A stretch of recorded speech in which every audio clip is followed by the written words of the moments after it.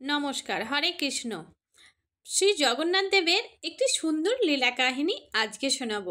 একদম সত্য ঘটনা। মায়াপুর রাজাপুরে জগন্নাথ দেবের অদ্ভুত লীলা কাহিনী একদম সত্য ঘটনা অবলম্বনে।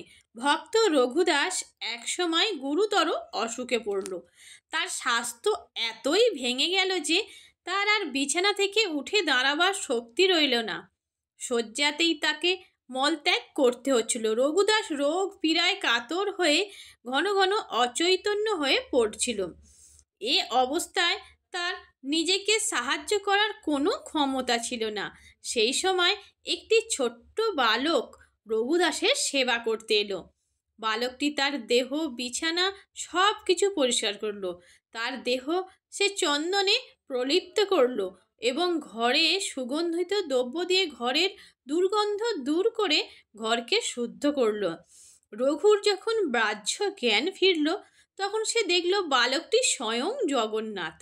রঘু জগন্নাথকে বলল, প্রভু, তুমি এখানে কি করছো? এরকম হীন সেবা করে তুমি আমাকে অপরাধী করছো। তোমার সেবা গ্রহণ করে আমি আরও পাপগ্রস্ত হয়ে পড়ছি। হে প্রভু, তুমি অত্যন্ত দয়াময়, তুমি জগতের নাথ, তুমি সব কিছুই করতে পারো। যদি তুমি চাও, সহজেই রোগ পীড়া আরোগ্য করাতে পারো, কিন্তু আমাকে সুস্থ করে দেওয়ার পরিবর্তে কেন তুমি আমার হীন সেবা করছো? উত্তরে শ্রী জগন্নাথদেব বললেন, হ্যাঁ, আমি সহজেই তোমাকে রোগমুক্ত করতে পারি, কিন্তু আমি তোমার সকল প্রারব্ধ কর্ম নাশ করতে চাই, যাতে তুমি দেহান্তে আমার ধামে ফিরে আসতে পারো। তাছাড়া তোমার জানা উচিত যে আমার ভক্তগণ যেমন আমার সেবা করে আনন্দ পায়, তেমনি আমিও আমার ভক্তগণের সেবা করে আনন্দ লাভ করি।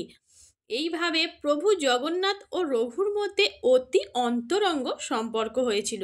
রঘু ছিল অত্যন্ত সহজ সরল এবং স্বভাব ছিল ছোট বালকের মতো।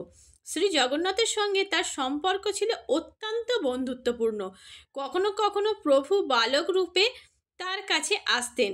তারা উভয়েই একত্রে খেলা করতেন। সাধারণ লোকও জানত যে প্রভু জগন্নাথ রঘুর সাথে খেলা করতে আসেন, তাই প্রত্যেকেই রঘুকে সম্মান করত। রঘু এইভাবে জনসমাজে জগন্নাথের বন্ধু ও সখা হিসাবে প্রসিদ্ধ হয়েছিল। নীলাচলে নীলমাধব প্রভু জগন্নাথ, ভক্তজনে কৃপা করো, দাও গো আশীর্বাদ।